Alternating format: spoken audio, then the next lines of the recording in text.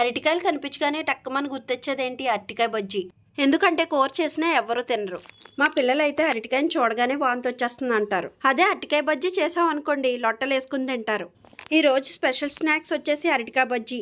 ముందుగా అరటికాయలను తక్కువ వలిచేసి ఇలా ఈ మాదిరి ముక్కల్లో కట్ చేసుకోవాలి. 1 కప్పు మెత్తటి శనగపిండిని తీసుకోవాలి. అందులోనే రుచికి సరిపడా సాల్ట్, చిటికెడు సోడా గుండా, అదేనండి వంట సోడా, 1 స్పూన్ కారం, నీళ్లు కొద్ది కొద్దిగా కలుపుకుంటూ మరీ గట్టిగా కాకుండా అలాగని జారుగా కాకుండా ఈ కన్సిస్టెన్సీలో పిండిని కలుపుకోవాలి.